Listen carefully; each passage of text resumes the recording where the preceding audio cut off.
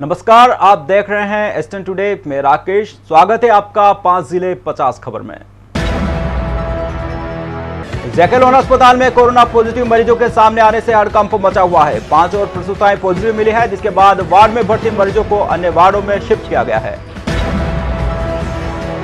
Positive आने के बाद अस्पताल परिसर सहित कई वार्डों को भी सैनिटाइज किया गया। वहीं सैंपल कलेक्शन टीमें पॉजिटिव मरीजों के संपर्क में आने वाले लोगों के सैंपल लेने का काम कर रही है।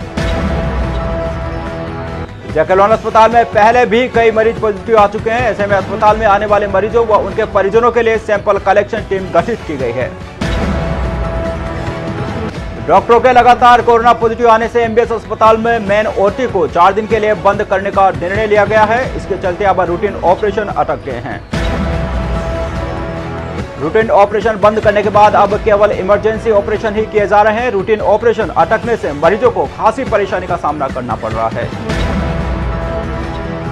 कोटा के विज्ञाननगर में डिस्पेंसरी प्रभारी डॉक्टर सविता शर्मा के द्वारा कोविड-19 पेशेंटों को एक व्हाट्सएप ग्रुप के माध्यम से होम आइसोलेटेड रहकर सुविधाएं मुहैया करवाई जा रही है। व्हाट्सएप ग्रुप के माध्यम से कोविड-19 के स्वास्थ्य का लगातार अपडेट किया जाता है। डॉक्टर सविता शर्मा के द्वारा कोविड-19 का ग्रुप बनाकर उन्हें गाइड करने की पहल को जिला कलेक्टर ने भी सराहना की है।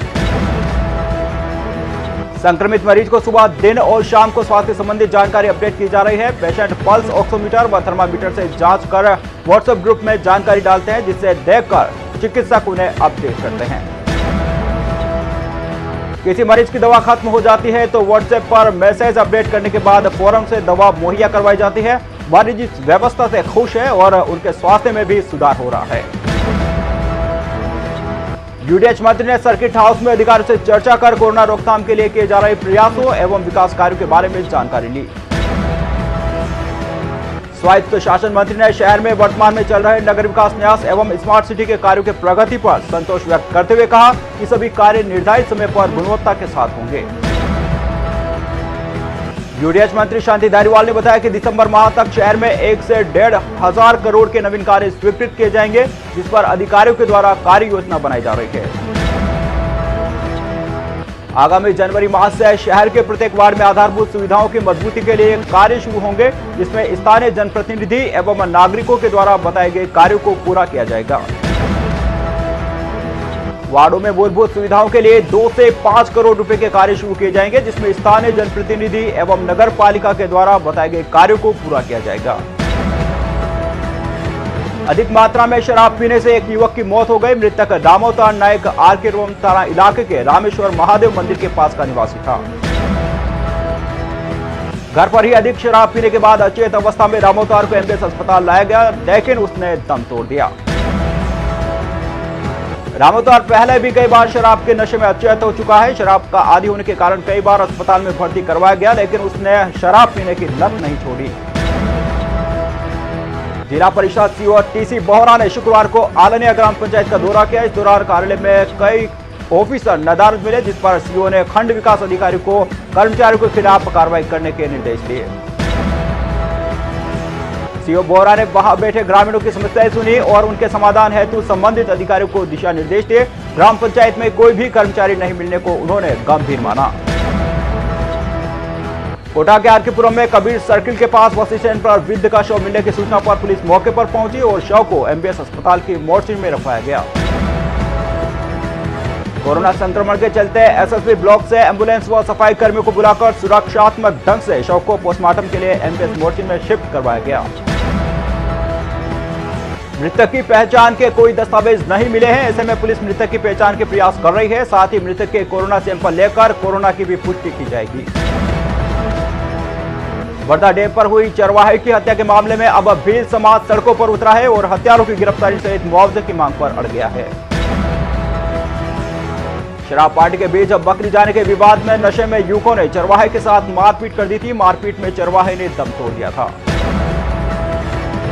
परिजन मृतक का मेडिकल बोर्ड से पोस्टमार्टम करवाने की मांग पर अड़ गए, तो वहीं अस्पताल की मोर्चरी में जमकर हंगामा हुआ। हंगामा कर रहे परिजनों से पुलिस अधिकारियों ने समझाइश की और हत्यारों की शीघ्र गिरफ्तारी का भरोसा दिलवाया, जिसके बाद हंगामा कर रहे परिजन शांत हुए। सभी युवक पास के ही गांव के रहने वाले थे, जो बैन के बाद भी डैम पर शराब पार्टी कर रहे थे। पुलिस ने कार के नंबरों के आधार पर अलग अलग टीमें बनाकर आरोपियों की तलाश शुरू कर दी है। बारां में रहने वाले सीआरपीएफ के डिप्टी कमांडेंट नरेश मीणा का उनके पैतृक गांव सिमलिया में पूरे सैन्य सम्मान के साथ अंतिम संस्कार किया गया। असम के गुवाहाटी में तैनात सीआरपीएफ के डिप्टी कमांडेंट नरेश मीणा की बीमारी की वजह से ड्यूटी के दौरान मौत हो गई थी। मीणा लंबे समय से किडनी की समस्या से ग्रसित थे। सीआरपीएफ के द्वारा उनके शव को पैतृक गांव सिमलिया में ले जाया गया, जहां सैकड़ों की संख्या में ग्रामीण जुट गए। इस दौरान तिरंगे में लिपटे शव को देख युवाओं ने नरेश मीणा अमर रहे के नारे लगाकर उन्हें श्रद्धांजलि दी। गांव के ही मुक्तिधाम में सीआरपीएफ के अधिकारियों व जवानों ने गार्ड ऑफ ऑनर देते हुए पार्थिव शरीर को अंतिम विदाई दी। इस अवसर पर प्रशासनिक अधिकारी भी मौजूद रहे।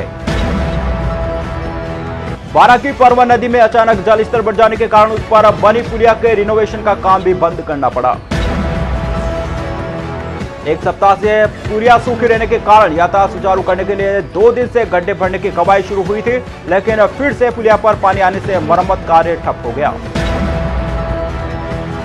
जबलपुर अजमेर एक्सप्रेस ट्रेन की सौगात यात्रियों को मिलने जा रही है। कोविड-19 वायरस के संक्रमण को देखते हुए मार्च माह से लॉकडाउन के बाद बारां में ट्रेनों का आवागमन ठप था। 6 माह बाद रेलवे से हरी झंडी मिली है, जिसके बाद दयोदय फिर से रफ्तार पकड़ेगी। वहीं बारां रेलवे स्टेशन पर तैयारियों को अंतिम रूप दिया जा रहा है। स्टेशन के प्लेटफॉर्म पर यात्रियों के बीच सोशल डिस्टेंसिंग रखने के लिए गोले बनाए गए हैं। ट्रेन के आवागमन का टाइम टेबल जारी कर दिया गया है। यह ट्रेन पहले बारां जिला मुख्यालय को छोड़कर अटरू, छबड़ा, अंता में रुकती थी, लेकिन अभी यह ट्रेन बारां जिला मुख्यालय सहित छबड़ा स्टेशन पर भी रुकेगी।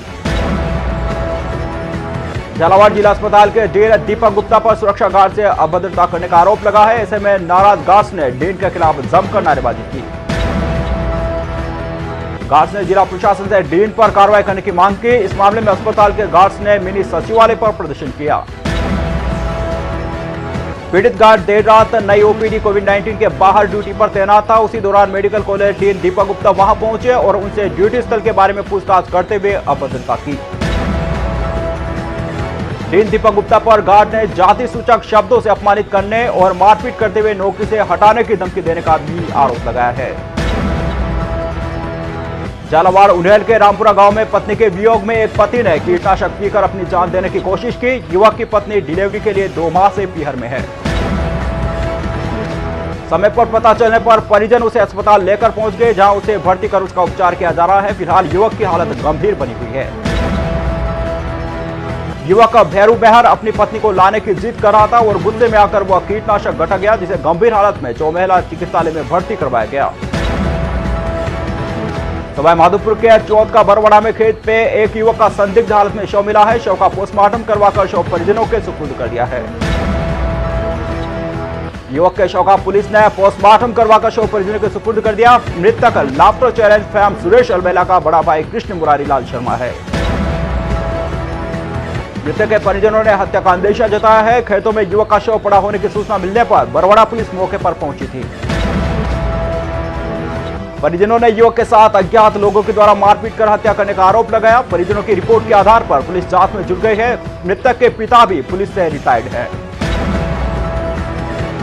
राजस्थान एमपी की सीमा के बीच बने चंबल नदी की पाली पुल से 65 वर्षीय बुजुर्ग महिला ने अचानक चंबल नदी में छलांग लगा दी। उसी वक्त लोगों ने महिला को कूदते हुए देख लिया। महिला चंबल नदी में कूदी तो बचने के लिए चिल्लाने लगी। अचानक हुए इस घटनाक्रम से वहां हड़कंप मच गया और देखते ही देखते दर्जनों लोगों की भीड़ मौके पर जमा हो गई। 2 युवकों ने अपनी जान की परवाह किए बगैर महिला को बचाने के लिए नदी में छलांग लगा दी और महिला को अचेत अवस्था में नदी से बाहर निकाल लिया। भैरौंडा खुर्द पुलिस ने घायल महिला को सीएचसी भैरौंडा में भर्ती करवाया, जहां पर गंभीर हालत में महिला का उपचार जारी है। महिला की पहचान मध्य प्रदेश राज्य के श्योपुर जिले की निवासी मोतिया देवी के रूप में हुई। महिला घर से बिना बताए ही निकली थी। रणथंभौर नेशनल पार्क की लाडली नामक बाघिन T8 का एक वीडियो इन दिनों सोशल मीडिया पर वायरल हो रहा है। वायरल वीडियो में वे अपने 3 शावकों के साथ अठखेलियां करती नजर आ रही है। रणथंभौर नेशनल पार्क के जोन नंबर 6 में वह शिकार के साथ दिखाई दे रही है। बाघिन के साथ उसके 3 शावक भी शिकार के ही आसपास चहलकदमी करते नजर आ रहे हैं। जोन नंबर 6 में पार्क भ्रमण पर गए पर्यटकों ने रोमांचित करने वाले लाड़दी का यह वीडियो अपने कैमरे में कैद किया है। बाघिन व उसके शावकों का यह वीडियो बहुत तेजी के साथ सोशल मीडिया पर वायरल हो रहा है। कोविड-19 के चलते रणथंभौर में पर्यटकों की संख्या में कमी आई है। बरसात के चलते मुख्य जोनों को छोड़कर जोन नंबर 6 से 10 को ही पर्यटकों के लिए खोला गया है। तो 5 जिला 50 खबर में फिलहाल इतना ही। दीजिए मुझे इजाजत। नमस्कार।